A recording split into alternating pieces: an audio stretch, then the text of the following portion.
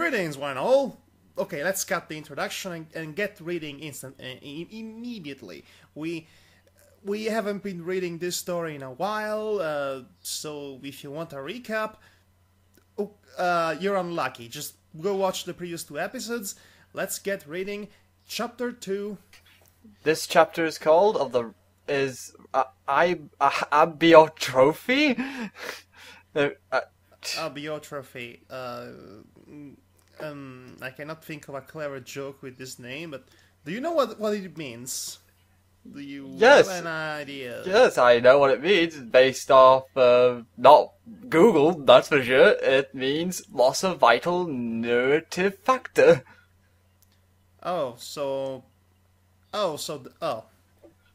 that makes sense considering our main protagonist is actually is currently crippled, paraplegic, and her horn has been smashed. So she's kind of the epitome of abiotrophy, I guess. Okay, so shall we get into reading this so then we don't waste time? Yes, start reading now. When I awoke, Princess Celestia stood within my jail cell. So Miss Princess Celestia has come to visit. You have come to visit your victim, huh? What do you have to say for yourself, lady? I bet you the. I am posing. I have my arms crossed and I'm putting on my high chin. I'm there to show off my indignancy. I thought you already had a high chin to begin with. You have double chins. Okay, I also had giant eyebrows. Anyway. E'en after I attained wakefulness. That's a very hard word to say, wakefulness. She paid me no mind. 'Twould seem her attention was quite occupied by my daughter, who remained asleep, cradled within my dead forelegs. Oh, that is still the cutest scene ever. Yes. Once I concluded that she had no intention of initiating conversation, Initiate conversation?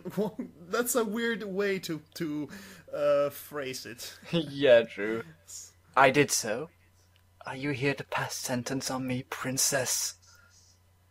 Yes, you have to sound bitter. Good job. Celestia turned to me, her expression carefully neutral. How do you make a carefully neutral expression? Very carefully, apparently. Also very neutral. I am being neutral. If I don't come back home, tell my wife hi. That's that. Futurama references. You can't go wrong with those. Nope, you definitely can. You were doing Celestia last time? Yes, of course. Perhaps. However, I am curious as to what Midnight is doing here. She gazed down at the sleeping child, and there was a brief golden glow around my daughter. Though I was in no condition to analyze Celestia's spell work, I would guess 'twas likely some spell meant to ensure that our discussion would not disturb her rest. If you, it's you. If you will accept one final bit of advice from your former vizier, princess, I would suggest dismissing whoever was charge of security for my cell block. Oh, snap! Despite the severity of my circumstances, I found a faint, mocking smile working its way onto my face. I love this bit. Yes, I love this character. If not for the fact that I am quite incapable of walking at the moment, I might have escaped from my cell. My daughter also. Wow! She might just be a vizier, but she's the queen of sass. My daughter also informs me that they were drinking whilst on duty, which no doubt contributed to their negligence. That a mere filly was able to sneak into one of the most secure cells and even find the key to my cell is most troubling. At what point did high security become less meaningful than filly-proof? Double burn! Fatality! Who do you think you are? Do you think you're an internet reviewer of jail cells? I won't dignify that comment with a response. Celestia gazed at me for a moment, then shook her head and gave a disbelieving chuckle.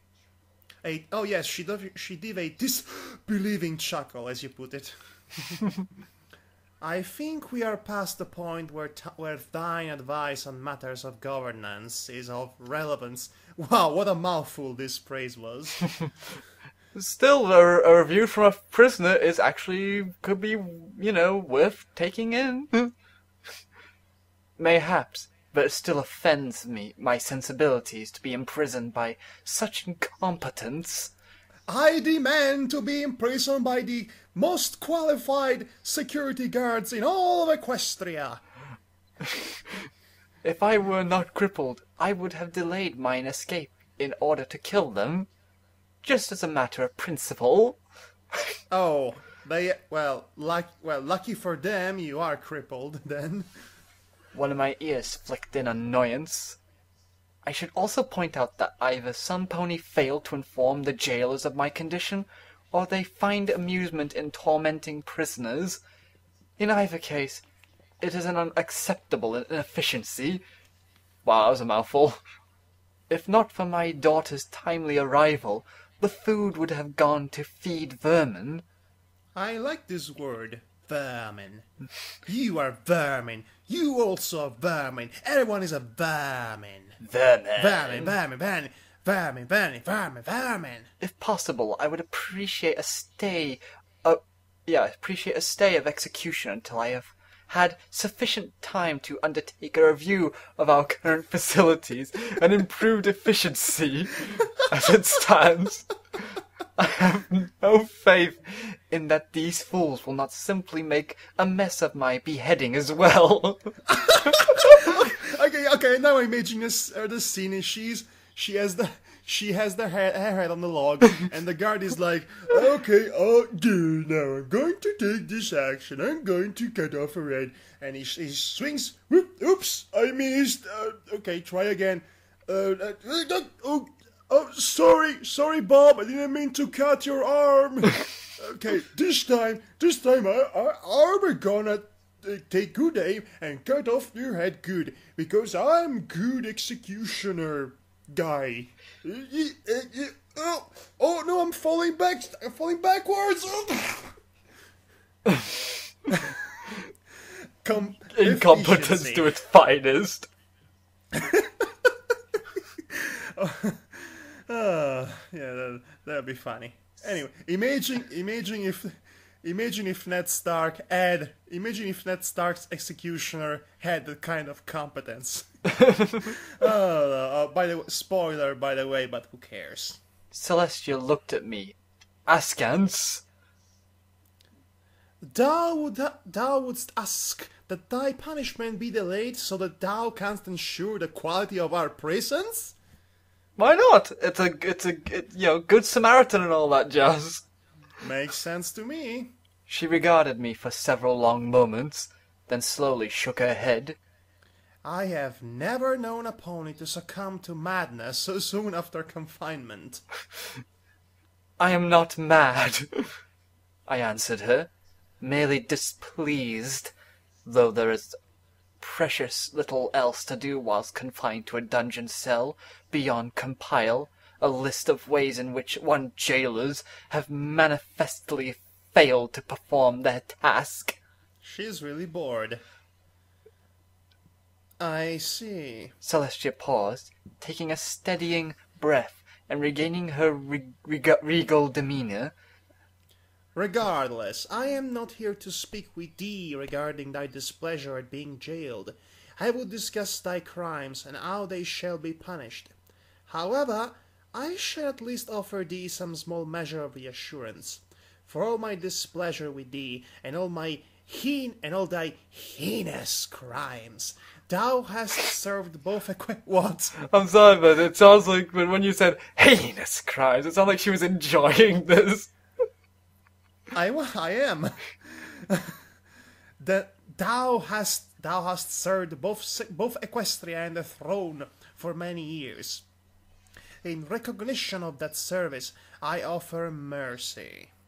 Thou needest not to worry of the headsmare's skill, for thou shalt not meet her. That's a very interesting way of putting it. You would offer mercy in sparing my life? Mercy?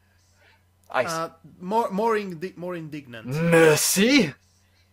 There you go. I spat the word out as if merely speaking it had befouled my mouth. The life of a helpless cripple imprisoned with her own flesh for all eternity? I am to live out my remaining years more helpless than a foal, requiring aid even to relieve myself, and then... She means going to the John. Yes, I don't think anyone needed to know that. I said John, not other things. And then you have the gall... The crapple. ...to say that this fate is a mercy? I glared at her, and for the first time in my life, I hated Celestia. Yes, I can sense that hatred that you have for her. If this be your mercy, I offer my sincerest condolences to the victims of your cruelty. Triple burn! Celestia's face went taut with anger. Do not play at being an... Should I put a Canterlot voice in this... Should I do an echo effect to sound more threatening and menacing? You know, Canterlot voice style? No? Go nuts. That'd be cool. Go nuts. Okay, I think I'll do just that. Do not play at being an innocent victim in this, Sunbeam! Her eyes travelled down to my daughter, and specifically to the cast on her foreleg.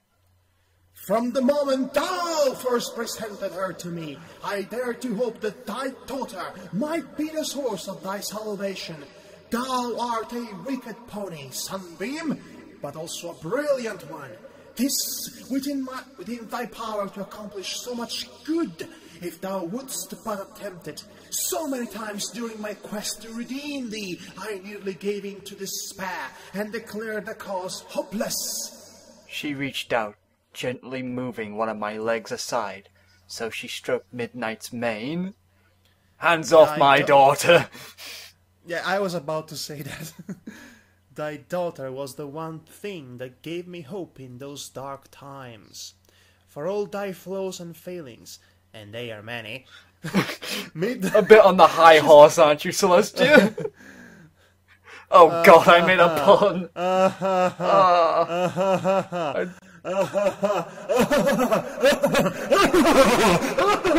I am so sorry, I didn't mean to make that pun.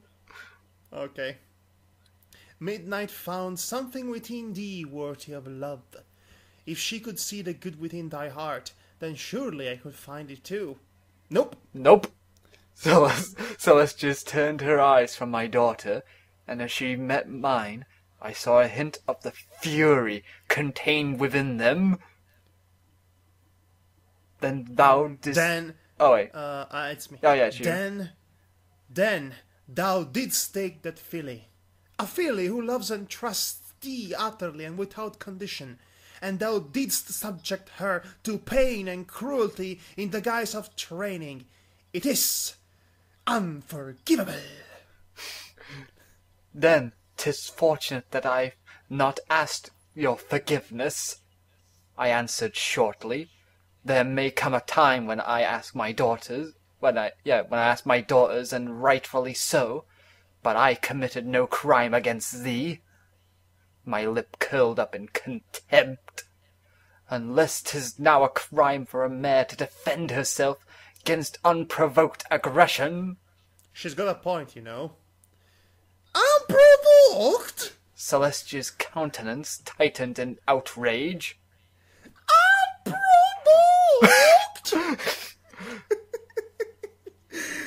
Thou didst shatter thy daughter's leg and excuse it as training. The severity of her injury was unintentional. Oh wait, it's calmly. The severity of her injury was unintentional. The severity of her injury was unintentional. said calmly. I answered calmly. So midnight claimed when I spoke with her. Celestia answered coldly. Tell me, Sunbeam, how long did she lie untreated upon floor of thy tower before you convinced her that such was the case? How long didst thou listen to her pleas for healing, whilst forcing her to memorize a contrived tale that described thee as innocent? This is a child's natural instinct to protect her parents, but I do not think thou wouldst leave such a matter to chance. Her words... Okay, yeah. okay. Celestia doesn't know the story, and she's just assuming things about Sunbeam Sparkle, and that's the point in which Sunbeam should just, go mad, because she actually tried to do the right thing. By the way, I'm loving this conversation. Yes, this conversation is quite so intense. I should play a dramatic music while this conversation is going on. Her words struck like a bolt from the heavens, for I had in fact failed to even consider properly preparing my daughter.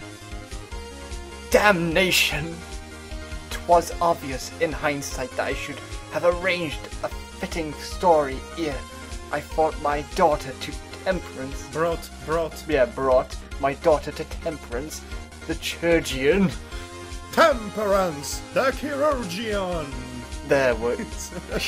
Sounds like a superhero's name. Temperance the Chirurgeon! One of the X-Men.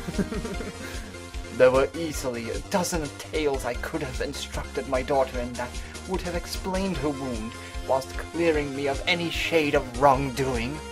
With hindsight's clarity, 'twas quite plain to see how I should have addressed the matter. I think you did the right thing. I don't think you need to think that, you did wrong in this matter. Yeah, but hindsight is 20/20. Yeah. Which is a saying that I never actually understood. What is 20/20? What does that refer To be honest, I have no clue. I've never heard that. The mysteries. Okay, don't you dare Google it right now, Devar. Nope, because we're not here to waste time. We're here to read. Why then had I failed to do so? Because you were acting like a mother. Yes, indeed. Okay, we established we established that her stats have gone up since last time. She has motherly instincts where I have a +3 now. So in the stats bar and all that. My thoughts were likely plain on my face, if I were to judge by Celestia's response. A moment later, I felt a subtle pressure against my mind. With my own magic unavailable, there was little I could do to determine the nature of her spell. That she could cast within a cell that ought to have been magically inert was curious, but presumably she had either removed that restriction for the moment, or some aspect of the spell of her own unique abilities allowed her to ignore that restriction. And also allowed you to ignore some resemblance of punctuation. 'Twas quite possible she had specifically designed her high-security dungeon cells to be incapable of holding her. That would make sense. In the event that she herself might be placed within them at some point. I would certainly have done so in her place. Yes, but you is you. Before the spell completed, she turned to me. Sunbeam, I would have thy permission to cast a spell of truth speaking. Is it granted? You have a magic equivalent of Pentotal, and now you're using it? But I'm just blown by this, that this just came up now of all times. Out of nowhere. Okay, let's give it the benefit of the doubt. Maybe something will come up. You need hardly ask, under the circumstances. It is polite to do so, and heavens forbid I am not polite. Celestia calmly answered, "For once." Whilst the laws of magic normally frowned upon compulsions of any sort, They are frowning face over. the rules did make some concessions to the government's practical needs. It has long been understood that criminals and prisoners do not enjoy the same rights and liberties as free citizens. No. True speaking spells were one of the more common allowances for officers of the law, though they were still used The law. with restraint. The only All reason right. the only reason such spells were not, oh god, this word I have, ubiquitous. Ubiquitous. Oh, Ubiquitous. ubiquitous. Ubiquitous. Ubiquitous. Never mind. Was there? Ubiquitous. Forget it. Are we going the Octavia vinyl thing in which one has to learn to say a word in a specific manner, but he can't because of the act because accents and what have you. Potato, all that again. Do we have to do? Forget it, Madhog. That moment. Forget it, Madhog. That word is. There's no hope for that word. We must leave it behind to save all the other words. Okay. Okay. So the next one is unreliability. Was there unreliability, like any? Yay! He did it. I say that word a lot. Like any compulsion, it could only take effect after overcoming the target's will. I had counselled my own Maggie to avoid relying upon them in their operations. Few things are more dangerous than a failed truth speech spell. Even the most ridiculous lies seem plausible when uttered by a speaker under the effects of a true speech spell. Even for those who cannot overcome the spell directly, there are many simple ways in which to speak honest words whilst carrying a deceptive means, such as So if the spell is this world equivalent of that device that the police uses to establish if someone is lying, how it's called, that machine, the lie detector. The lie detector. Thank you for that. Yes, so it's this world's equivalent of a lie detector. So of course there have to be ways to counteract it. Such as the classic example of claiming that thou didst not see a criminal's act, whilst failing to mention that 'twas heard quite clearly. However, I did not think. Okay. However, I did not think myself likely to be able to undo a spell cast by Celestia herself. Your horn is gone. Yeah, that would be detrimental to any counterattacks. Mayhaps I could manage it if I turned the full of my will upon it, and it was in good health. But Davar's tongue is trying to escape from his mouth, apparently. yes, so then I cannot scream afterwards. So you will have a mouth, but you won't be able to scream. Why not? Because you don't have the tongue. You have a mouth, but not the tongue, and I must scream. Upon it, and it was in good health, but certainly not in my current condition. Nor did I think myself capable of the mental gymnastics needed. Speaking of mental gymnastics, this author is doing it again. He's going in circles over and over and again. I get it. True speech spell. Ways to counteract it. Get to the point. I was gonna say, it's like he seems like mulling over these things a bit much. See, these while speaking only the strictest truth. 'Tis difficult to manage such convoluted trains of thought whilst my mind was addled by pain. This sentence right here, that is me. Okay, the convoluted trains of thought are the authors. The pain of the mind is mine, because I'm reading this convoluted trains of thoughts. This sentence summarizes this author so quaintly. Anyway, let's go on. Yeah. As the spell settled into place over my mind, Celestia asked her first question. Were Midnight's injuries intentional or accidental? The severity of her Okay, you should answer with a robotic voice. The severity of her injuries was a result of ill fortune. Error. I answered instantly. The stone was intended to be a near miss in order to frighten and motivate her. I had thought that would be the end of the matter, but 'twould seem Celestia was not satisfied yet. Why? Why threaten her with pain and suffering just to teach her? Because it is effective. I met her eyes defiantly. I regret that my errors in designing the exercise led to such a serious injury, but I will say this much. Midnight will apply herself far more vigorously to her studies of the defensive arts now. Her injury in this matter will drive her to strengthen her defenses, and likely save her life many times over. If she were trapped within the burning building and the only way to remove her to safety would require breaking one of her legs, you would do so, nay.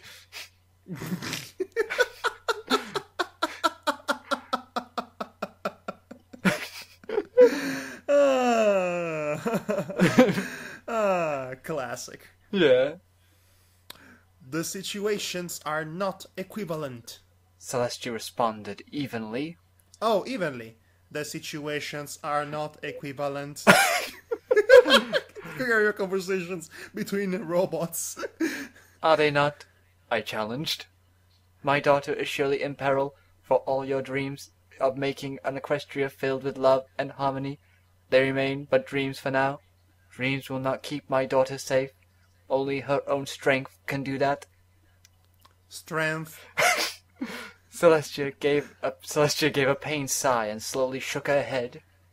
That has always been thy greatest failing, Sunbeam. Even after all the time I have spent instructing thee otherwise, thou still hast not grasped that violence is not strength, nor compassion weakness. There is a logic fallacy in your statement. Why am I too busy thinking that we're two robots in the Jetsons now talking? Actually, I don't think Rosie ever spoke robotically. No, I just meant... never mind. We have to get on with this. And your failing is to mistake compassion for a lack of resolve to do that which is needful. I answered her with This is perfect. It's like she's literally laying out her true feelings about the situation. I answered her with a mocking scoff. Try to do a robotic scoff. Robotic scoff. Scoff. Okay, that'll do. Though if you would speak to me in compassion, I must ask why you saw fit to cripple me with such violence. Should my supposed crimes not have been met with gentle compassion? By your own words. Your rebuttal? For the barest of moments, the shadow of guilt passed over Celestia's face. The crippling of thy limbs was not a thing I intended, Sunbeam. ... I must confess that I am prone to excessive reactions when a child is wounded. You don't say! No, really. I am totally not being sarcastic. That does not excuse it, but some explanation is owed. Thy magic had to be taken to all thee, but to do more than that was... ... unfitting. Unfitting. Ding ding! Unfitting, meaning of the word. Does not compute. I repeated. I know. I repeated, considering her choice of word. A telling word. 'Tis often said that the punishment should fit the crime, is it not? If you have resolved to spare my life, then 'twould seem I am condemned to live out my days a helpless cripple. Even once my magic returns, I would be hard-pressed to live out a life in this body. Tell me, does my punishment fit?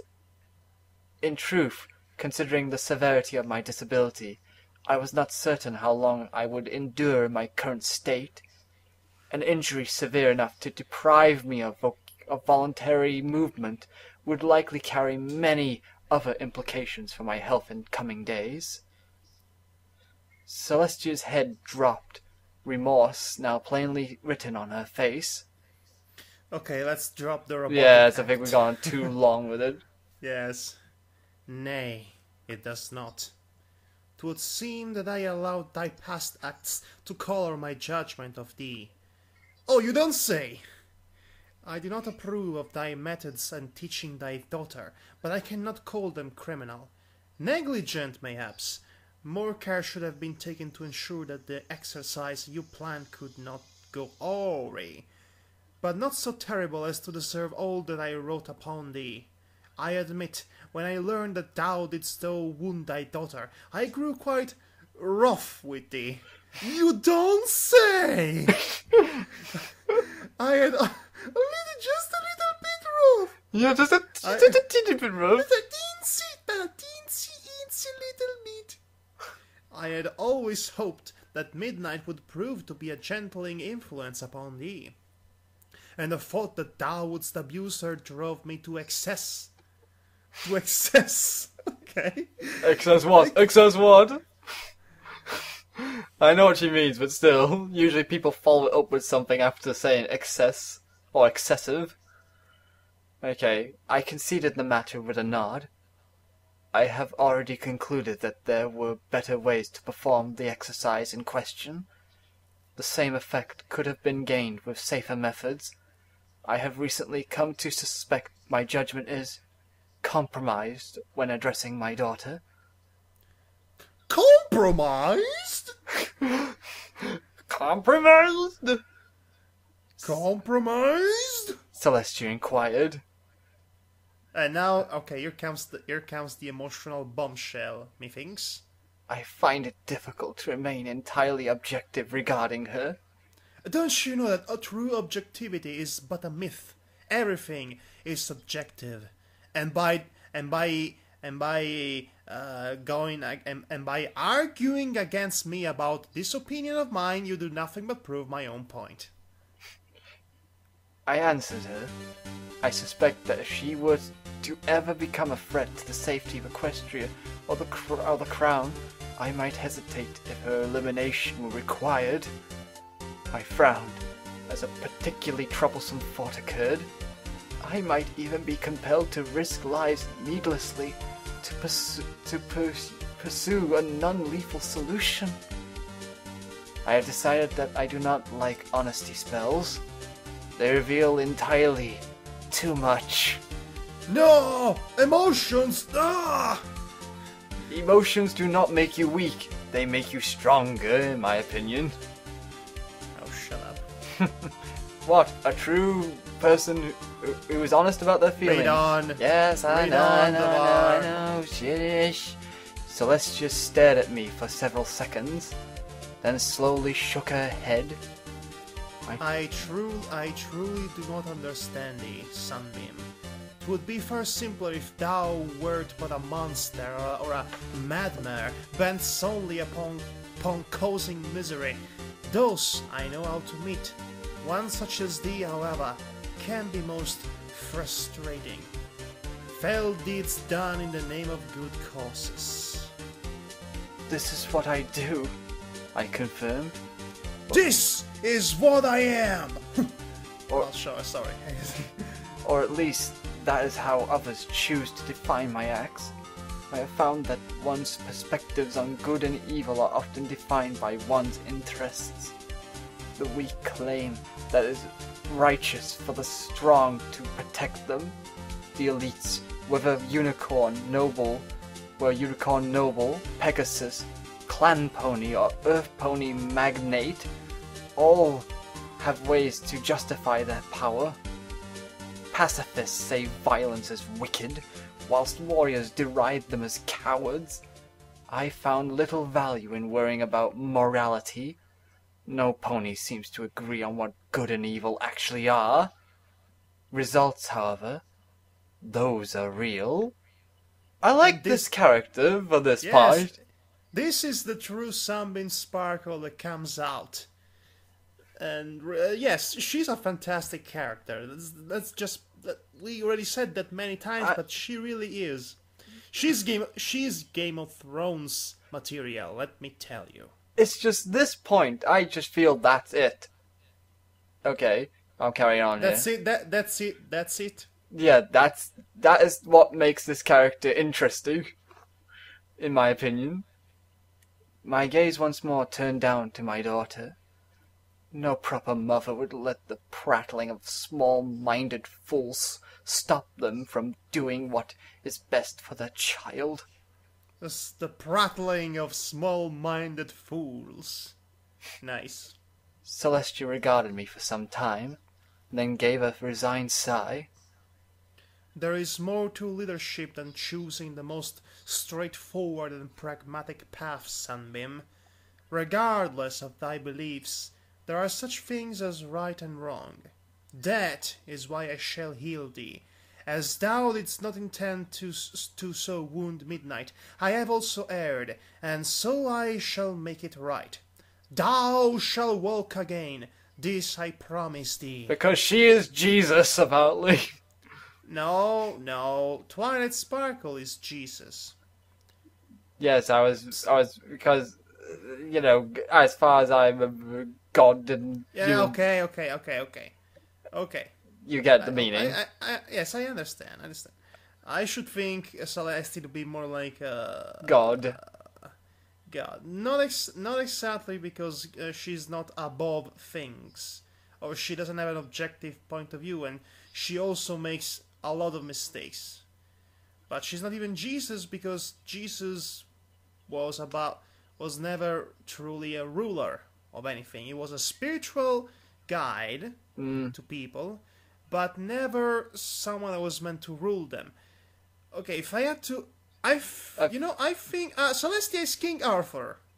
Yes, that's what she is, King Arthur. Yeah, let's go with that. I think that's the best analogy. Come to think of it. I was quite surprised by her gesture. A royal oath is not a thing to be lightly offered, especially not to one in my circumstances. What of my attempt to slay thee? We shall never speak of this ever again. Celestia offered a small polite laugh. You slaying me? That is so funny. You're a riot, Sunbeam. The attack was a grave offense, but I would be a poor princess indeed if a single reflexive fire spell could end me. Her tone did not remain so gay for as long. I know what gay means back in those days, but still, I don't. I know that's what happens when you bastardize the meaning of a word, and you know, I kind of think calling gay people gay is actually kind of offensive, because gay means excessively happy, you know, and that's kind of playing into an old stereotypes about gay people being all oh, don't remind me. That's yeah, it's a bit it has been accepted as a common word, but I think is I don't know, calling homosexual gay is not all that different than calling black people with the N-word, if you ask me. Well, it's still better than the F word, but you know, according to South Park now, the F word is applied to anything.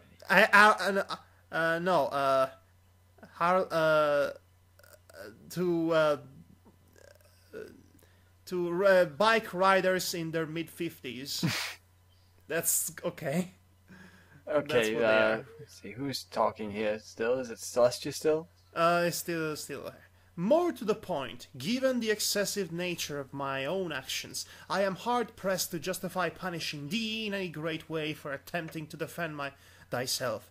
I think whatever retribution thou didst earn for that crime has already been suffered. Oh gee, you think? Yeah, I was gonna say, you think? Also, I think the guards, some of your guards, like Shadow Kicker, was it Shadow Kicker or the... Yeah, Shadow. No, it was the daughter of Shadow Kicker, Gale Kicker. Yeah, Gale Kicker. I think Gale Kicker will, would think would think otherwise to that statement. Believe you me, she has some guilty feelings about this whole ordeal as well.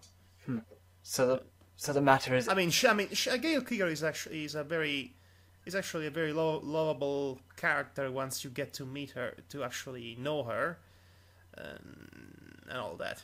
I see. Anyway, so the matter is ended then? I asked. I would have your oath on it, a full pardon, a restoration of all I have lost, and your solemn word that I shall be restored, and of course the return of my daughter. That's the first thing. I glanced down to midnight once more, noting with some approval that she was no longer sleeping, but still feigned it. 'Twould seem she had already begun to learn the subtler aspects of observation. Next lesson, bedchambering. Celestia's response was unexpected. I agree to all those conditions but the last. What? You would still strip my daughter away? How could you? I have trust in you. I can see where Celestia's going, but I don't think it. But I think maybe just the one thing is. Okay, but she has a point. Yeah, I found the idea most offensive, especially after all I had suffered on account of her supposed mistreatment. Unacceptable. Unacceptable! I refuse to accept any arrangement that does not see my daughter return to my care. Once more, Celestia refused me. Sunbeam, until your body is fully restored, you will be hard-pressed to attend to your own needs, let alone Midnight's. Oh, okay. I give you my word, as sworn by my magic and my very crown, that she will visit daily and be restored to your care once you are healed. I also give my word that you will be restored.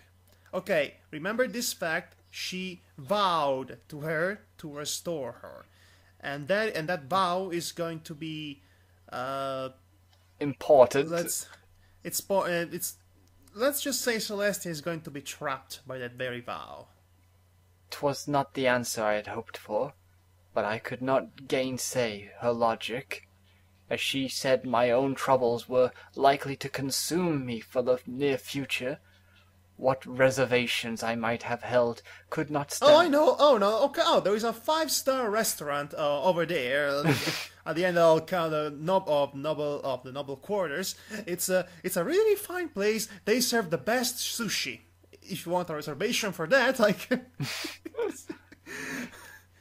I think the only reservations they're gonna have is for the large chicken drumsticks from Goldbeard. I think that's what he's called from Monkey Island 3.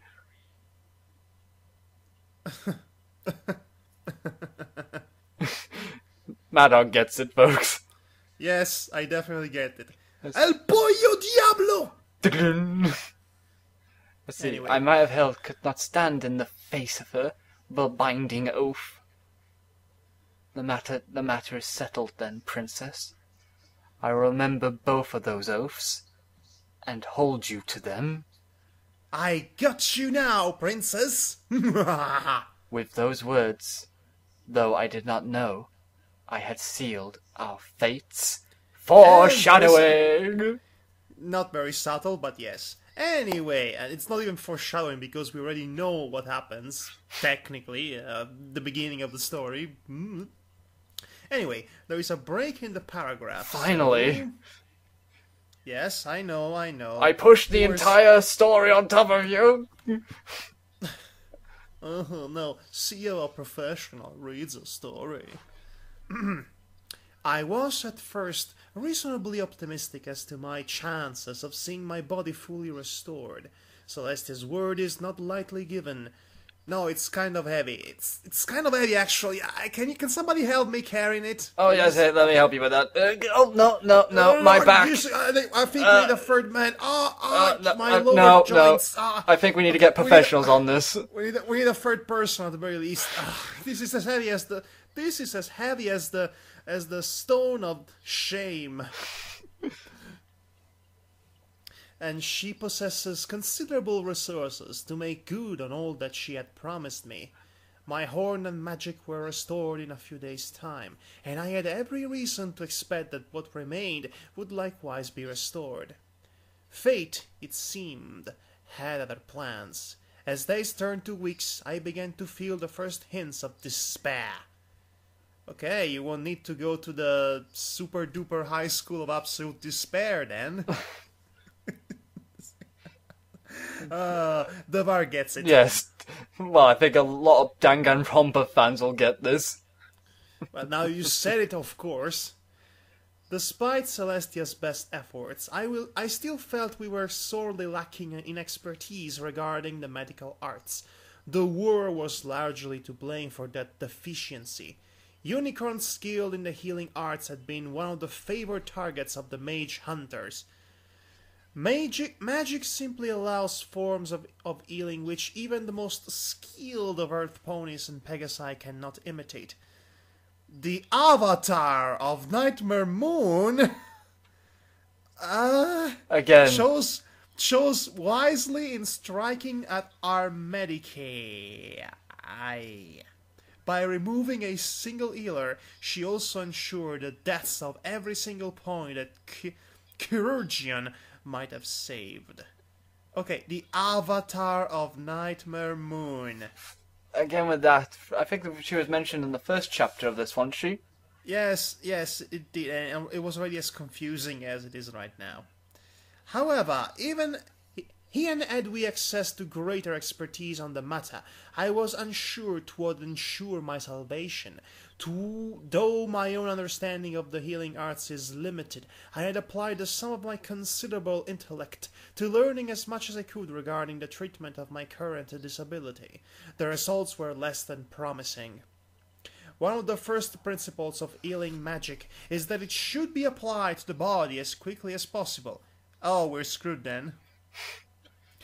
She was like in prison for 2 weeks. Yeah, I was thinking that actually just now. Though there were many theories as to the hows and whys of the matter, there was a general consensus that the longer an injury lingered, the more difficult it was to apply the healing arts to it. This was especially so in the case of wounds that would not heal through natural processes alone.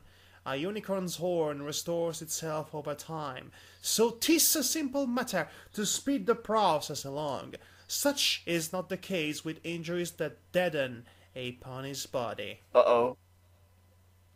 My extended disability was not only distressing to me for the obvious reasons.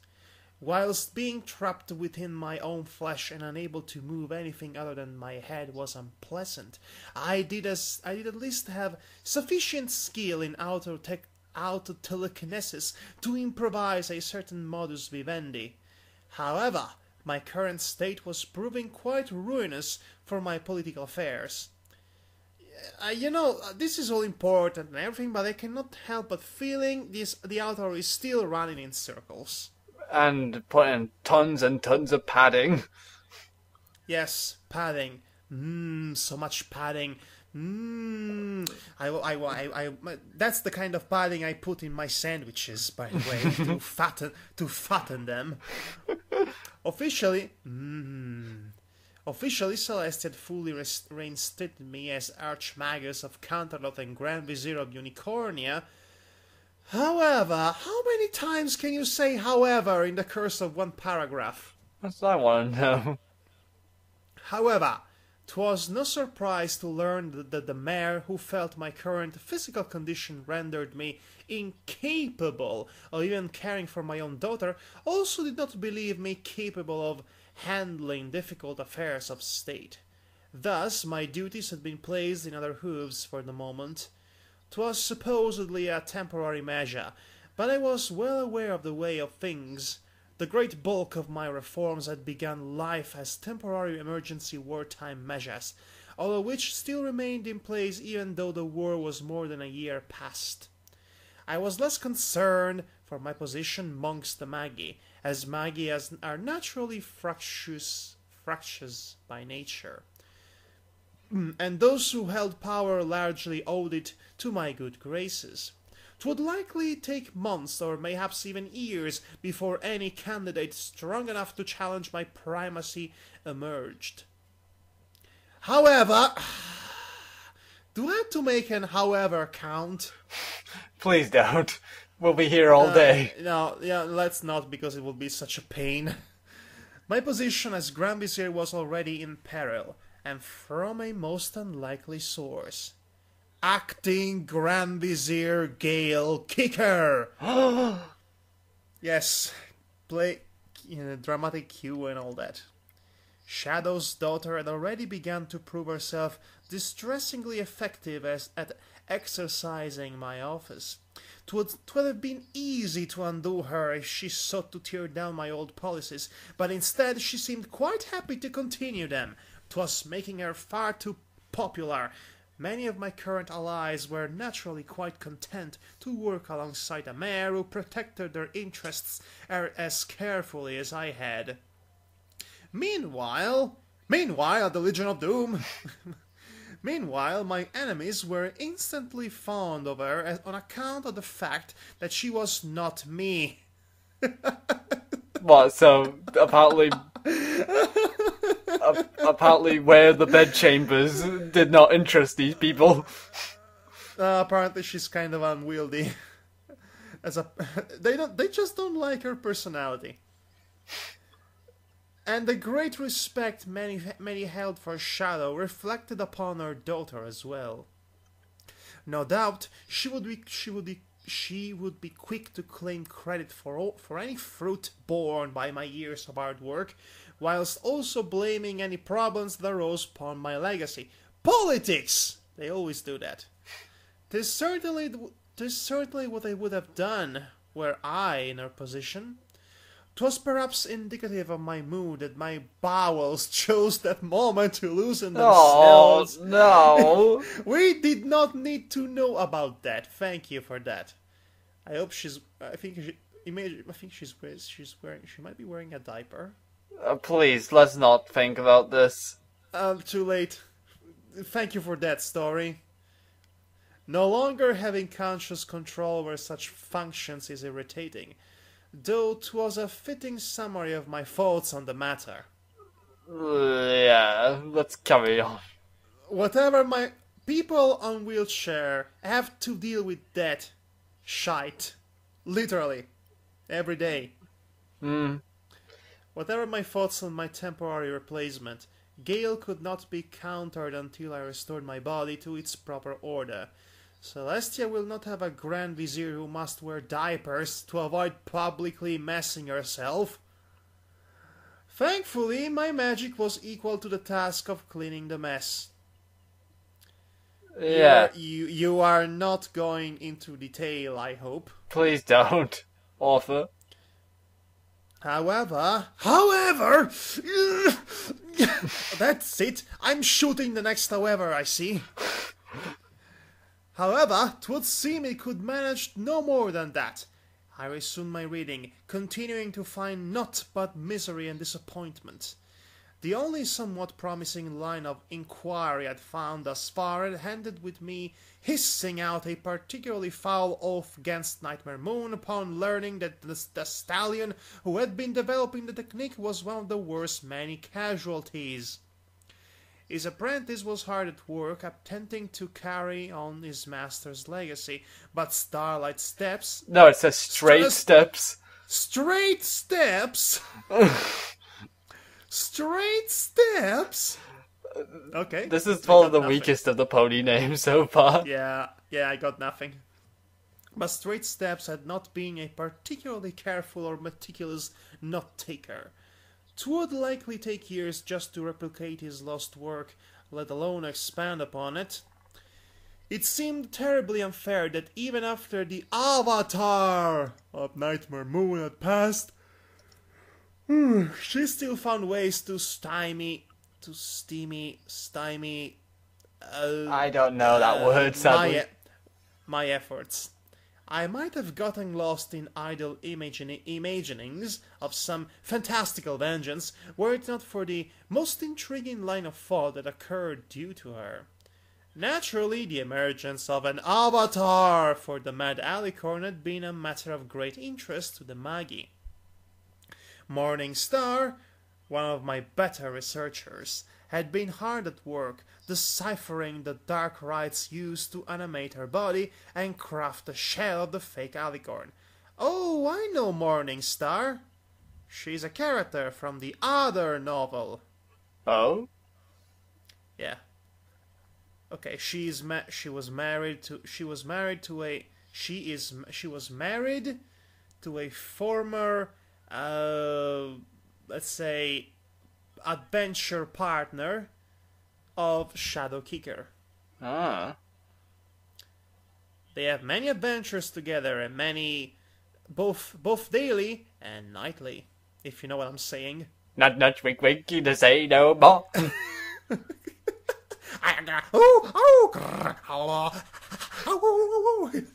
and all that Simpsons shenanigans. Anyway, had been at work deciphering the blah, blah, blah, blah. Of particular interest at the moment was the fact that a freshly dead corpse had been restored to fell and life by the rite. Despite what many of my detractors might claim, I have never and will never resort to the use of dark magic. However, that's it, where's my shotgun? I think the shotgun might be a bit much. The fact that this dark ritual had repaired a dead body to such a degree that it lived once more was of some interest. 'Twas a thin hope, but perhaps a magical process that could reverse death could also heal a severe but non-mortal injury. Yeah, logically that could work. Yes, and too bad none of this will actually come to play in any way in the actual story, so all of this is a giant waste of time. What the? Guess with which word we're going to begin the next sentence. What is it? However! Too soon, however. Too soon. This line of injury was a dangerous one. Inquiry. Curse you, however, you're making me read wrong. This line of inquiry was a dangerous one. Since the emergence of the Royal Sisters, there have been mortals who coveted the power of alicorns. Without exception, those who sought to claim or replicate their power have met unpleasant ends. Ooh. Those who were fortunate merely died as a result of their failed ascensions. For those who succeeded, in a manner of speaking, there was naught but a life of agony as a twisted abomination, a sick parody of the divine beings they sought to emulate. Oh, this is turning into dark Full Metal Alchemist territories. Yes, I couldn't help but figure that too. Even the avatar of Nightmare Moon had met such a fate. By the time of her destruction, she was not but a twisted parody of an alicorn's majesty. Who is this avatar of Nightmare Moon, for crying out loud? Is it even going to actually come into play in the other novel at some point? It has to, but at this point it's not mentioned anywhere else but in this story, so it's extra super confusing.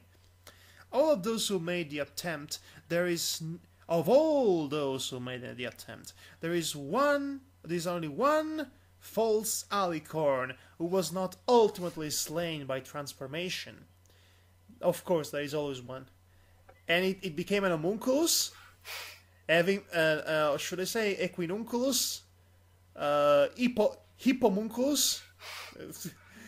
Having met the resulting entity, I am quite confident in saying that I would sooner die than allow myself to fall to such a state.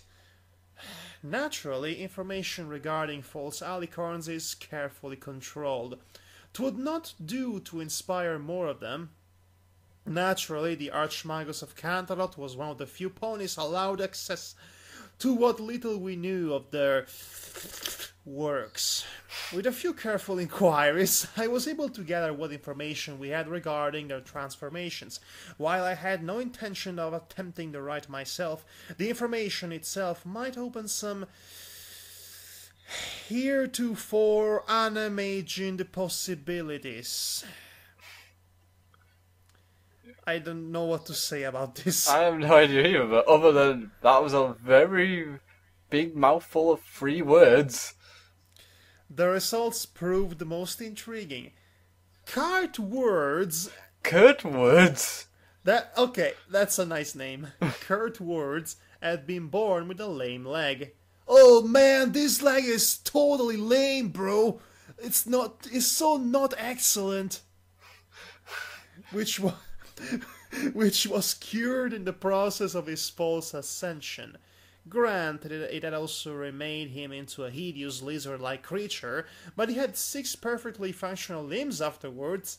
Wait, what?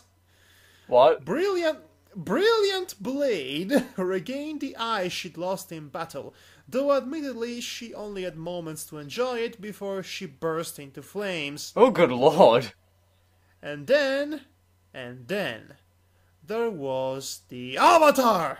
Yeah, that who had temporarily undone death itself. There was an undeniable conclusion. Some aspect of the false ascension process undid existing injuries and deformities. The transition from mere mortal to something more included the shedding of those weaknesses that afflict the bodies of ordinary ponies. However, on its own this information was useless to me. I had no intention of pursuing false ascension. It is a fool's errand, and would likely only worsen my situation in the long term. 'Twould be a severe understatement to say that Celestia would not look kindly upon such a thing. As well, in all likelihood, she would destroy me if I attempted it. And she doesn't want to destroy anyone, so that tells you something. Well, unless you hurt a child, that is. That's different story altogether. Different Celestial.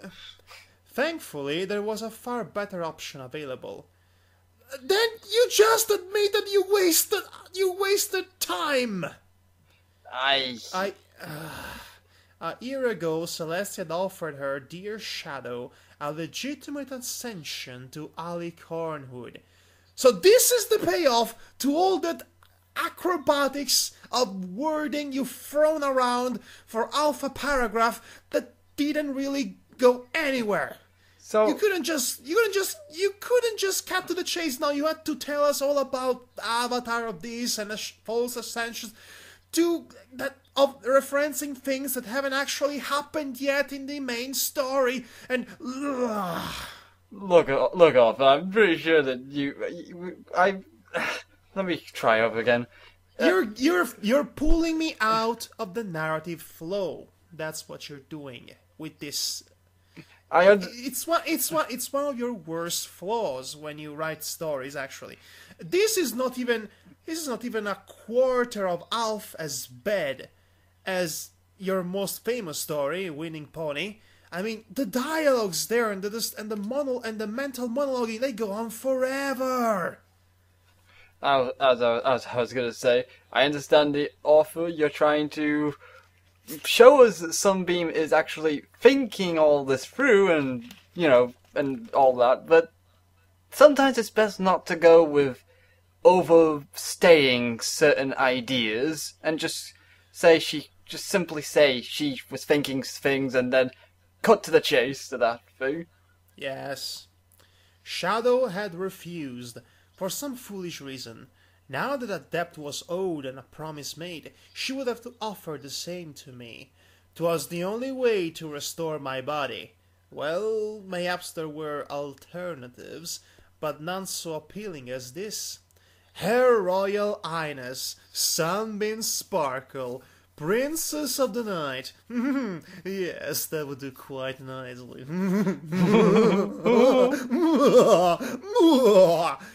Anyway, okay, now there is something that really pissed me off to no end. There is this one giant section in one of the latest chapters of that's currently being posted for the Lunar Rebellion, in which Shadow, Kicker, and some other officials get together to discuss strategy plans for the for fighting of the Pegasus advancement on Equestria. They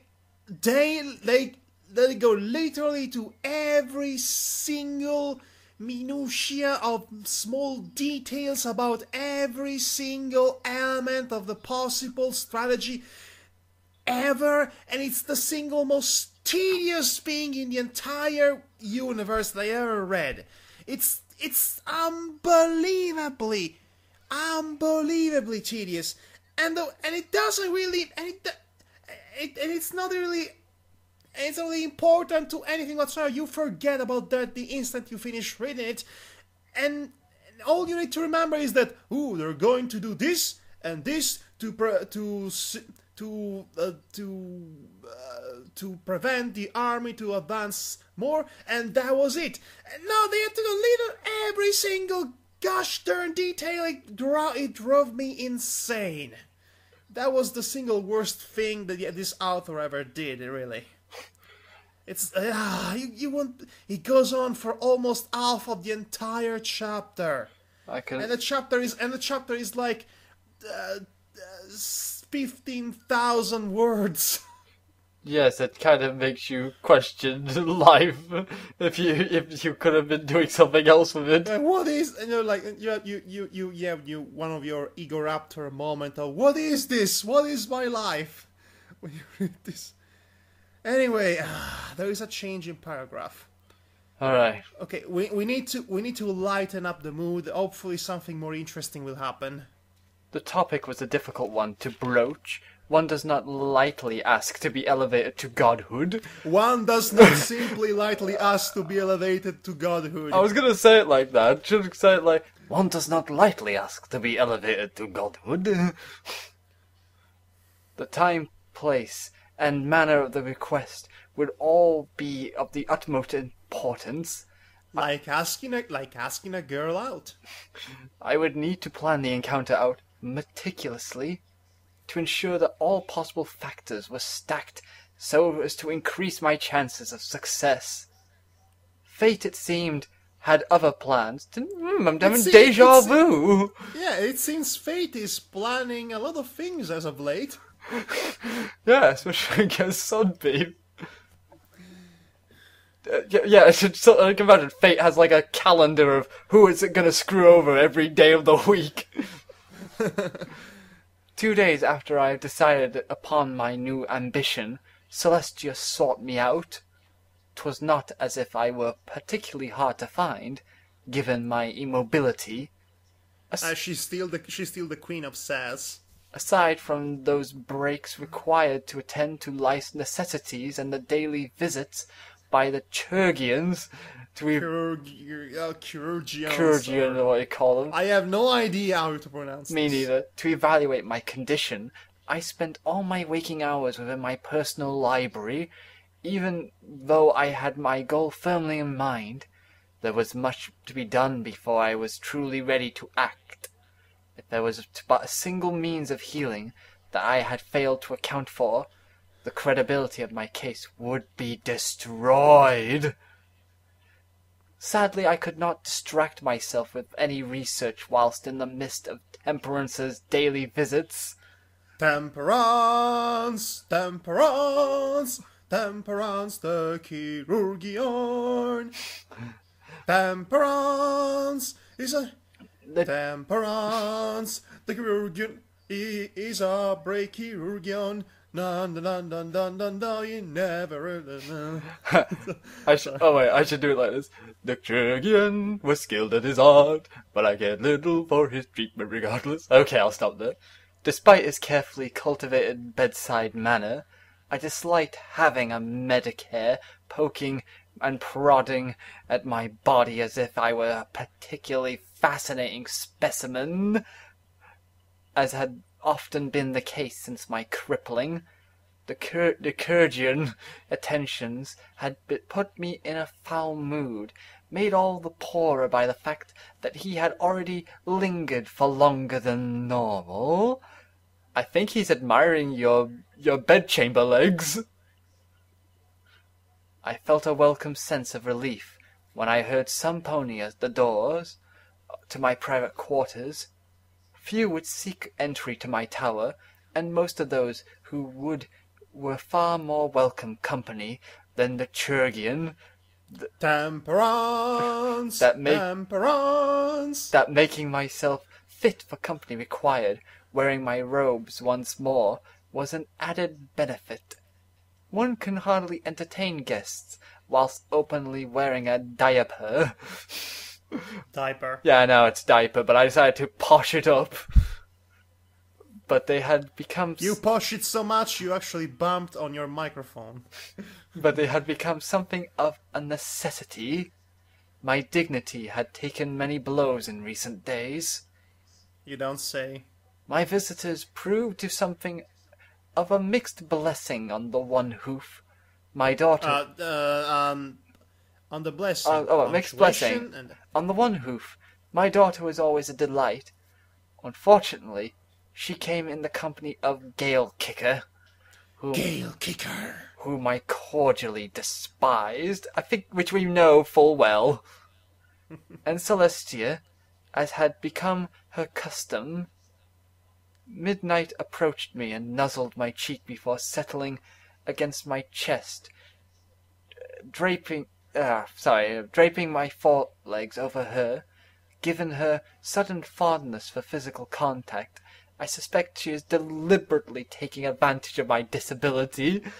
Maybe she always wanted to hug her, but she never could bring herself to. Yeah. 'Twas hardly a proper embrace, more akin to draping oneself with a blanket. Buy your Sunbeam blankets today. It's better than a Snuggie. Still. And they won't retaliate because they are crippled.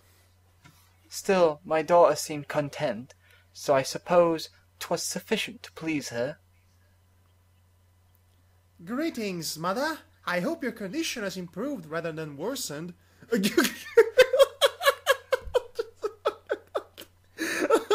The phrasing is perfect. I don't think it just makes me laugh the way she's. This is the best line ever. I hope your condition has improved rather than worsened, mother. Because that would be inconvenient. Because that would be terribly, terribly bad. I love this child. I considered my words carefully. There was nothing to be gained in upsetting my daughter by speaking too much of my ills. I have fared as well as can be expected. Which isn't much. Celestia gazed down at my daughter, an approving smile on her face. Thou art within fair company, I will seek a cure at the least. I suppose there is that much. Yes. Yeah, wait, no, it's sir, yes. My daughter's company was certainly preferable to that of the chirurgeon. Temperance! How farest thou, my child? I am well, mother. At least not worse than you, my daughter replied dutifully. Gale has treated me kindly the last few weeks. She has also seen to continuing my education, though her methods are not the same as yours. and look, no broken legs. Considering my displeasure with the outcome of the last training exercise I crafted for my daughter, that Gale used different means only struck me as prudent. Whatever benefits Midnight derived from the experience, 'twas still the result of error on my part. How do her methods differ? My magical and academic studies are much the same, though she disagrees with thine opinion regarding Lyquin philosophy. Oh, Lycrian philosophy. That's another bulk of that's another bulk of world building from the other novel. Ah. I don't remember any of it. Oh Luckily, god, so it must have been one big loop-de-loop. more or less. She paused. It's about. I think it's about pragmatism and a lack of material possessions over everything else. Ah. So, She paused. I think, or maybe it's the opposite of it, because I know the Pegasus I believe in scarcity, in scarcity in essential things and scarcity and all those things. But I don't know. I'll I continue. don't care. I'm not going to pry into equine philosophy. Gosh darn it! She paused and briefly directed a discontented glare towards Gale.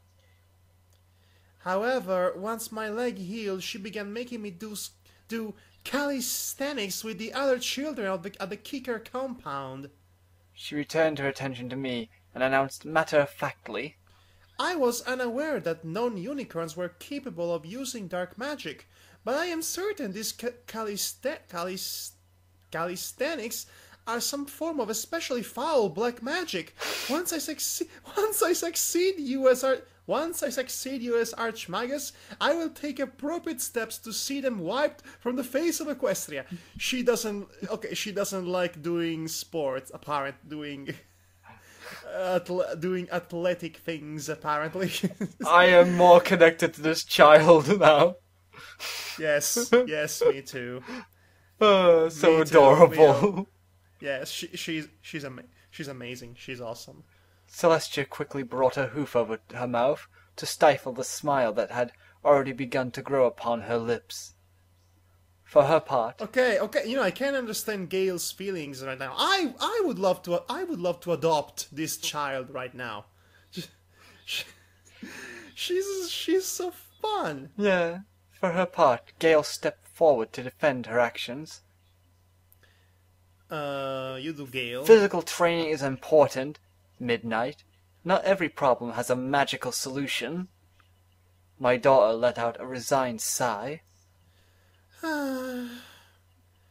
So I have been taught, though I question whether calisthenics is a suitable form of training rather than a method of torture.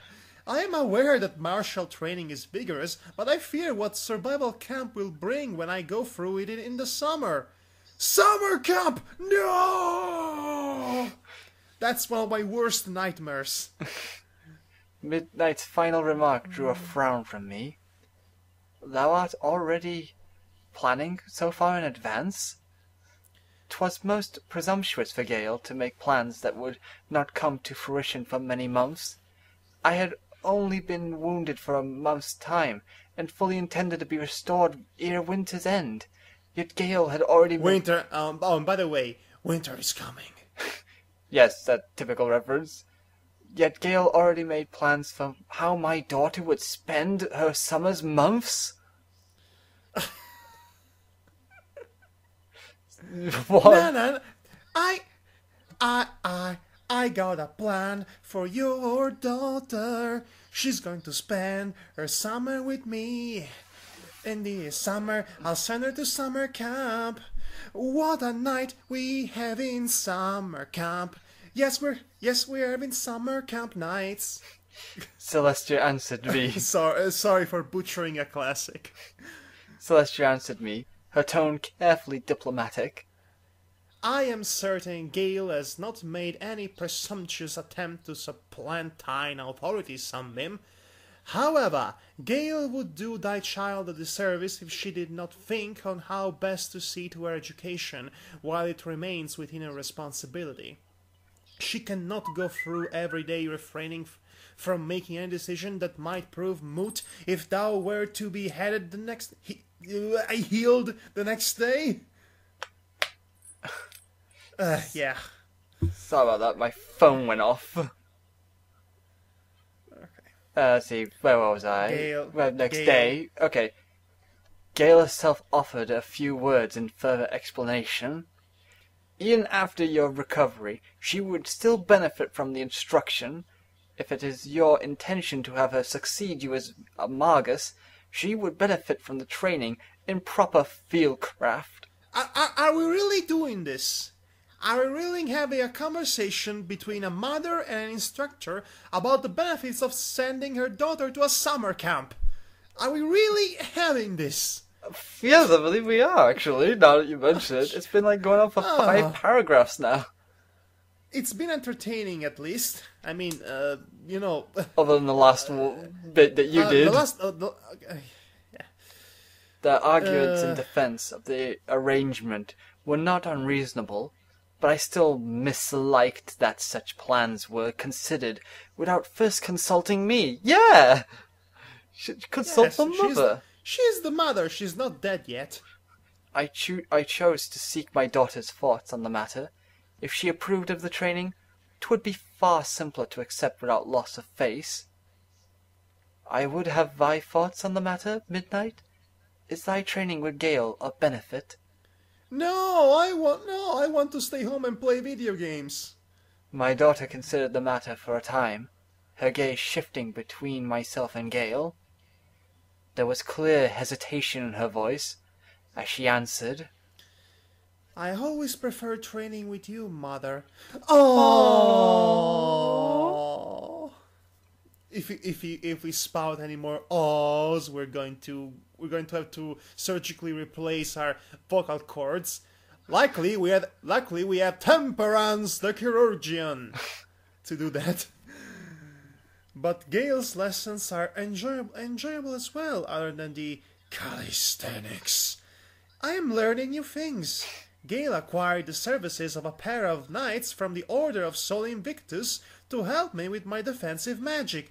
I won't explain to you what the Order of Sol Invictus is. It's a long story. Good. Other than the fact it's a cool name, Sol Invictus. It is. It's basically some sort of a cult that worships Celeste as a goddess. All right. She paused. She paused. Yes. She paused briefly, touching her now healed leg, before continuing. I think I may enjoy the time spent with my squad as well. Gale is having much of my education done with the other children in the Kicker clan. I wasn't certain of the applicability of the lessons, but Gale has assured me that she is accounting for the fact that I am not a Pegasus. Isn't it great to be singled out of a group? I gave the matter careful consideration. To date, I had been quite certain that she would learn best from her own mother. However, my recent errors in that regard had caused me to re-examine that belief, and 'twas clear that Midnight derived some pleasure from the lessons. I was reasonably wary that Gale might steal my daughter's loyalty from me, but barring the lessons could easily have much the same effect if Midnight grew to resent the restriction. As Gale said, there was value in having non-magical solutions available. If thou art enjoying the training and learning things of value from it, then I see no reason we cannot continue to see it to some degree even after my recovery. As expected, the news drew a small smile from my daughter, no doubt pleased that she would not have to endure divided loyalties. Though Midnight was properly devoted to me, children will naturally become attached to any caregiver, and Gale Kicker had seen to her needs for the last month. For her part, Gale seemed rather taken aback by her magnanimity. By my magnanimity. By my magnanimity. In fact... By my magnanimity! That's a mouthful, if you ask me. Not really. Magnanimity. Magnanimity. My magnanimity. In fairness to her, I do not have a reputation for conceding things easily. However, I saw little point in making an issue over my daughter receiving a superior education. Anything is better than the rock throwing exercise. Especially with the sharp, pointy ones. Indeedy. The approving smile on Celestia's face also showed that the concession would not be without profit. Royal favour is a precious currency indeed, especially with my current plans. Very good. The matter seems settled then. As we are on the subject of thy recovery, how fares thy progress with the chirurgeon? Ah, a less pleasant matter, though I could at least begin to prepare the ground for my eventual request. Why does this sound like a hospital? This definitely feels like going to a hospital visit, and it's not good. I've noted no changes in my condition, and research continues to be fruitless. However, Temperance would be the better butcher. I mean, judge. Why did you say butcher? I don't know, because earlier I was thinking that when she was saying that she was getting prodded and such, like a specimen, I was too busy thinking that he was being like a butcher with her, like checking how tender the meat is. Funny, I was thinking of anal probes. Of course you would.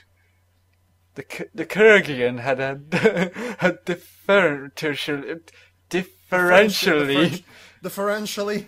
deferentially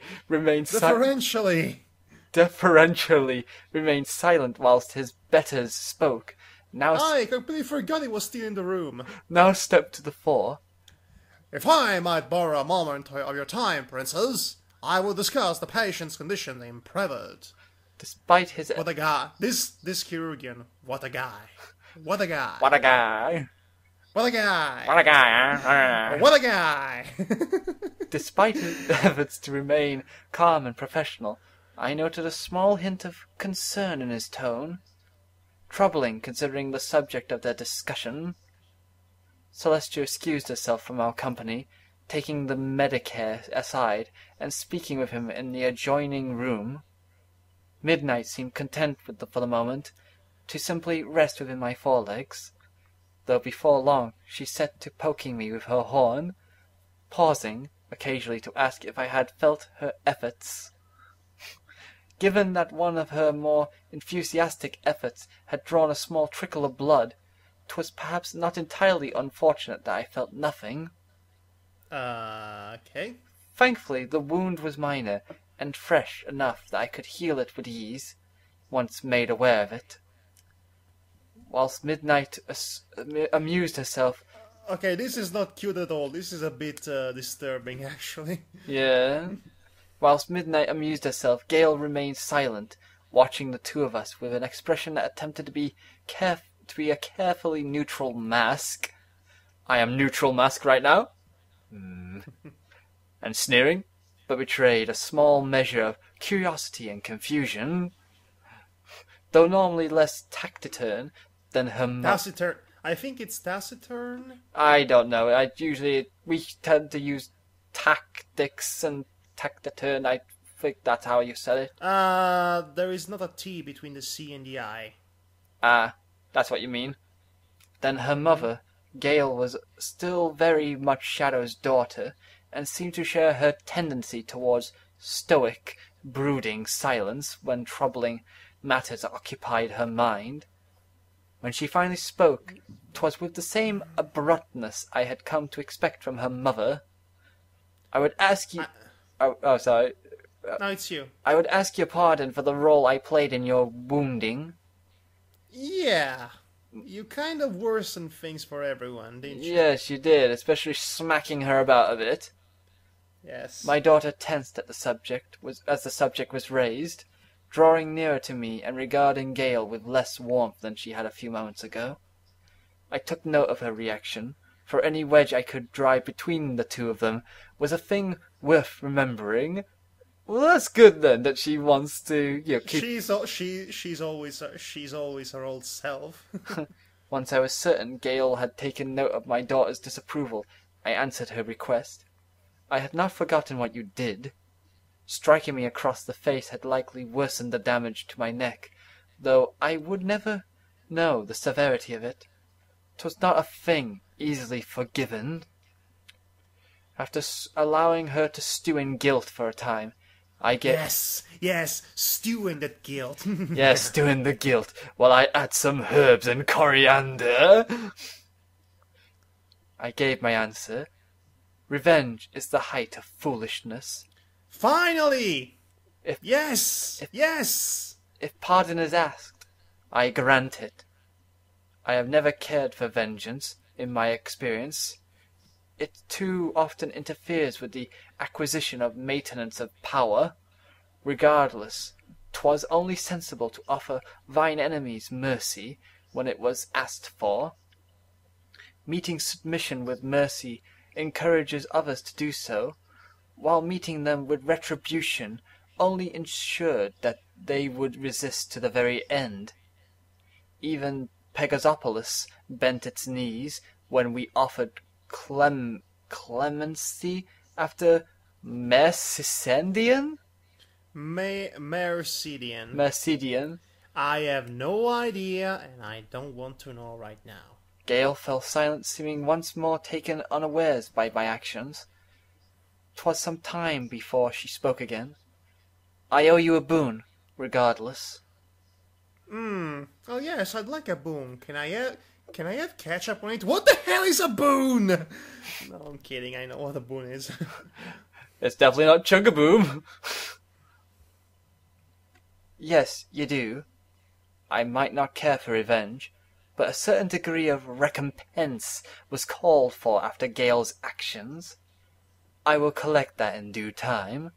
Until then, you shall continue seeing to my daughter's needs, whilst I am unable to do so.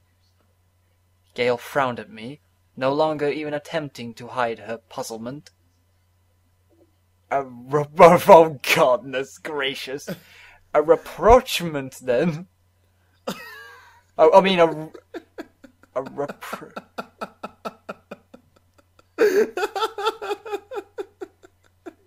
Madhog is laughing at my struggles with the complexities of human language about me. English. Yes. Just English. Yes, I was making another joke within a joke. Okay, so it would seem, I agreed. Some pony must see to the viziership until I am recovered. Better you than one of the nobles. Do not grow too comfortable in the position, though, because my seat is far too big for you. When the time comes, I will reclaim it. With bed chambering. I considered the matter, and chose to offer some consolation. Though if we are to be on cordial terms, I shall most likely have to find some other use for you within the government, assuming your mother can spare you. I am sure something can be arranged, Gale answered reasonably, though her tone grew colder a moment later. Make no mistake, though, I will repay my boons, and work alongside you for the good of Equestria. But I am not your hooflick. Your what now? Hooflick, aboutly. Okay. 'Twould seem the fawny pride of the Pegasi had been riled. Best to calm it before she did something foolish. Peace, Gale. I know how matters stand. So long as where matters stand, 'tween us is clear, Gale answered. This is getting a bit painful to read. Yes, I'm starting to get tired of the situation already. Let's see when the paragraph changes. It never changes. Oh, good Lord. Would you like me to take over? Yes, please do. It's getting too much for me. No, where we at? With that, between us is clear. Oh God, I'm going to jump this. Okay. With that matter settled, Midnight proceeded to tell me of her training with Gale in greater detail. The enthusiasm with which she spoke only confirmed that my choice had been the proper one.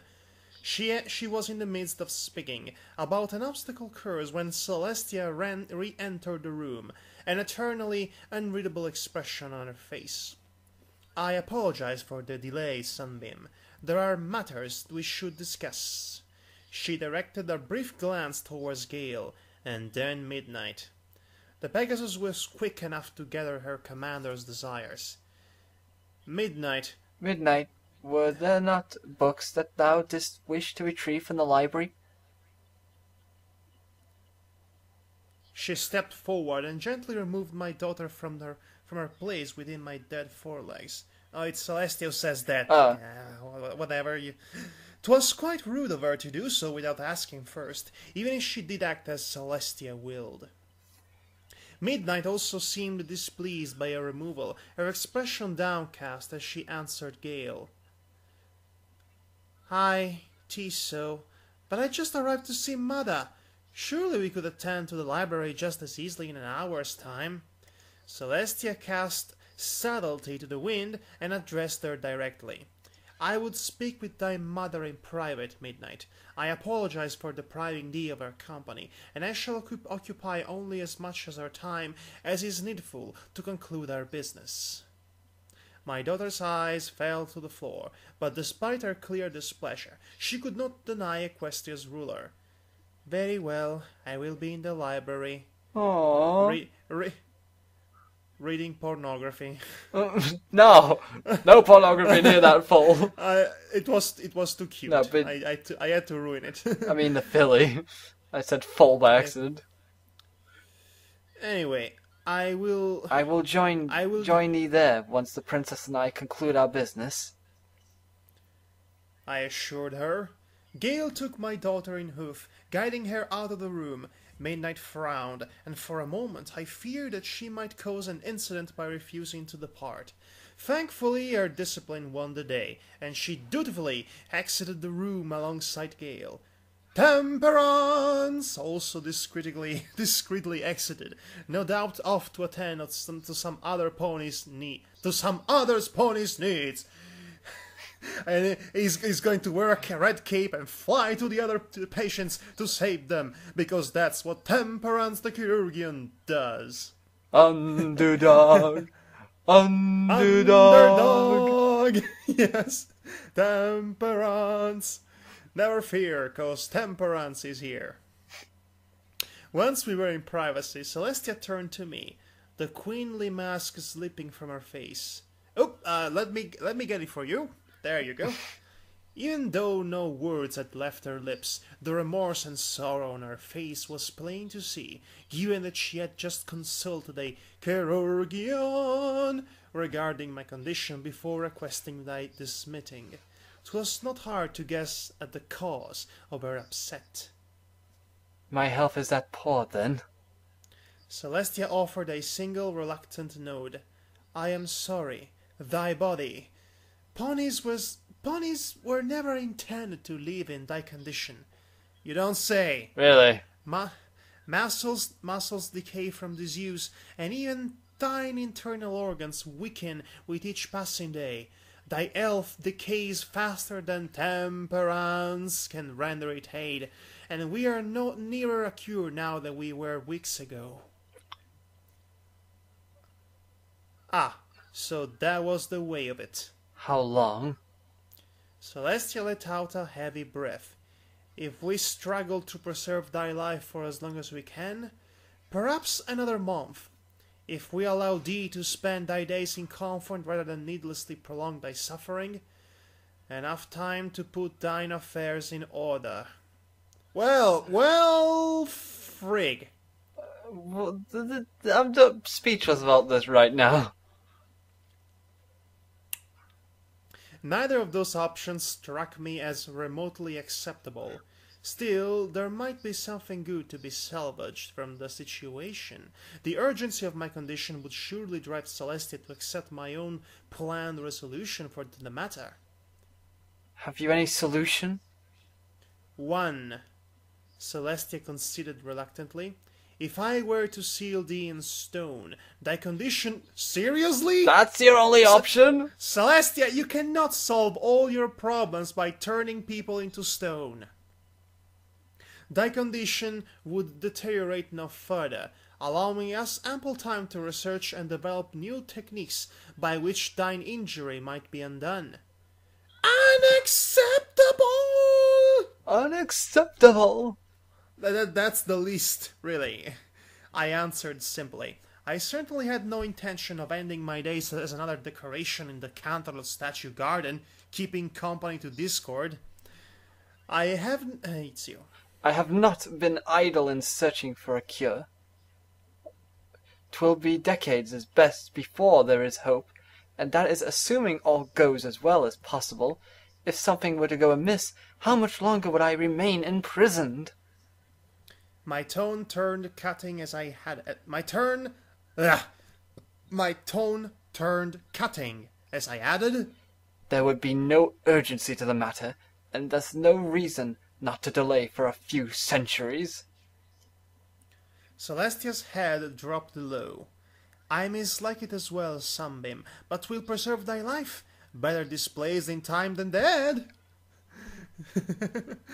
I swear, Celestia, you're trolling this Sunbeam. Yes, you're Princess Trollestia, aren't you? That is so. I conceded. However, there is a means by which I might be restored to full health. Here we go. I took a moment to prepare myself, then spoke the words that would shape the fate of Equestria. Ascension would undo my injuries. Why are you using your Dr. Fred voice? I'm just trying to be a sales pitch person. Ascension? Celestia repeated incredulously. Thou art presumptuous indeed to ask such a thing. What right hast thou to stand as my equal? You gave your word. Oh, here we go. Sworn by the crown and magic. Oh, snap! My eyes narrowed and my voice turned cold. You not only swore to see me restored, but that I would be restored in a way which allowed my daughter to be returned to my care. Centuries of imprisonment would not allow such a thing, and all other options have been exhausted. You must either grant me this boon, or break your oath. Oh, snap, she's got you now, sister. Go, Sunbeam. Yeah, putting her in her place. Celestia fell silent, likely hoping to conjure some way to dispute my words. I did not allow her that chance. If you do not do this, Celestia, then you will have murdered me. What right has a murderer and an oath-breaker to rule? What decent pony would accept such crimes for their princess? From their princess? You dream of making Equestria a kingdom of conscience, yet would betray your most faithful servant to her death rather than correct a grave injustice? She totally got you now. Mm-hmm. Equestria's ruler opened her mouth to dispute my claims, only to find herself at a loss for words.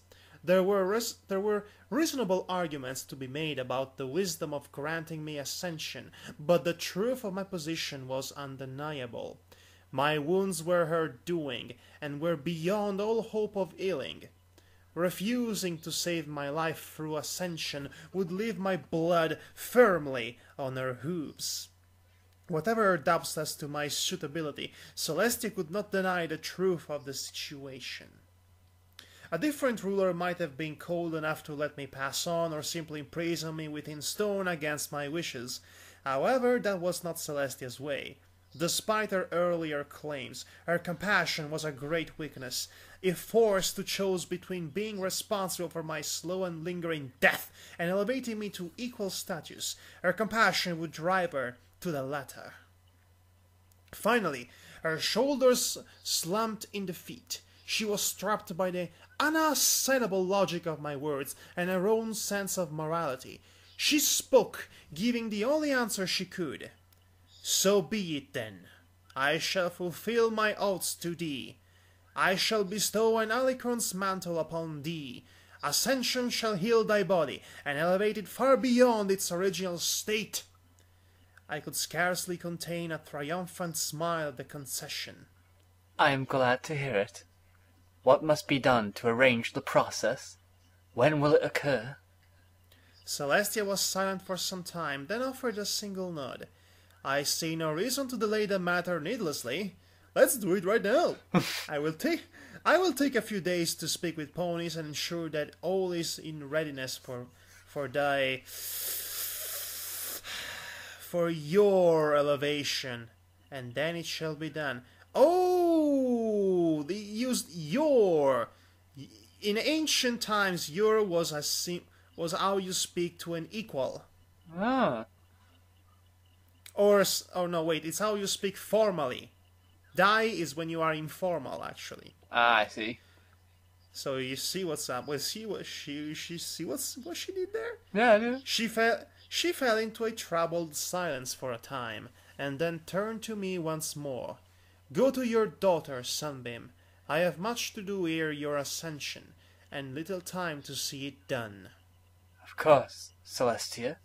I look forward to standing at thy side.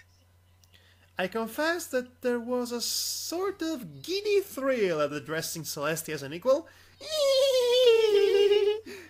But such was privilege afforded to my new rank. Such was my joy at the prospect of my impending elevation that not even the need to transport my deadened body to the library could dampen my mood. Okay, change a paragraph. We're almost done with this chapter. Yes, surprisingly enough. Celestia returned at week's end. Pick up the pace. Of course I'm doing that. I had spent the intervening time immersing myself in what little was known of the alicorns. There was precious little information, both on account of an understandable reticence on Celestia's part to reveal her capabilities and weaknesses, and fear that it might encourage others to go down the route of false alicorn. I confess that I felt no small amount of trepidation at the prospect of ascension. 'Twas a great unknown, and the process would alter me on the most fundamental of levels. I would no longer be an alicorn. A unicorn. Sorry, I read that wrong. Or an infully mortal. The thought of such a shift was unsettling. When Celestia finally sought me out, I was somewhat taken aback by her grim countenance. I suppose it should not have come as a great surprise. I had forced her hoof in this matter, but 'twas still jarring to be reminded that she did not care for my new status, especially on the day of my greatest triumph. Once we'd attended to the usual pleasantries, she transported me to the same room I had used for midnight's ill-fated training exercise. Ooh, symbolism. I was briefly grateful that some pony had cleaned the room since that day, for I would not have cared to be reminded of those events. Rather than linger on such unpleasant thoughts, I opted to move to the matter at hoof. What must I do to assist thee in the process of ascension, Celestia? Celestia turned to me, and for the first time since her arrival at my tower, she seemed almost pleased. The first step in the process is simplicity itself, Sunbeam. You must die! Her horn flashed, and fire consumed me. Holy jumping Satan, what a cliffhanger! Whoa! I wasn't expecting that. So, when Twilight Sparkle ascended into alicornhood, she actually did die. All the fun theories are right. Except she did it. So wait. So when okay, this is a nice cliffhanger. Yes, it's very interesting one at that. Okay, we're done with this chapter. Okay, it's kind of funny. The author tends to drag the story in numerous ways during the course of one chapter, but then when it comes to the point that actually needs development, it kind of rushes to the point, and now she's an alicorn. Yes. This last portion was thankfully brief, but I cannot help but feeling it was kind of rushed compared to the rest of the entire chapter, which was unnaturally prolonged. To be honest, I think this works in in a in its own way. It feels more powerful and straight to the point. Yes, but then again, you know, the next one is the last chapter, chapter 3, and the disappointing finale. Because the problem with this story is that it spends a lot of time delving into pointless things that don't really contribute anything to the story itself, but rather the world building at a grander scale than the narrative itself. And then there are other aspects that will be important, that actually mentioned, and that are important to the narrative at hand, that are kind of left lingering about. And those are the little details that really make the difference between a more satisfying reading and a cop-out. But we'll get there when we get there, whenever we're going to read chapter 3, which will be, I don't know when it's going to happen, but we'll eventually finish this story. Yes, we'll finish the story at some point. Ugh. But for now, we did it. We finished it, and yes, this will be a good time to stop. This has been You Know Who. And this has been You Know What. Yes, I definitely wanted you to say that. Okay, good night, everyone. Good night, and take care, and join us again for this long journey. Yes. Also, you must die! No!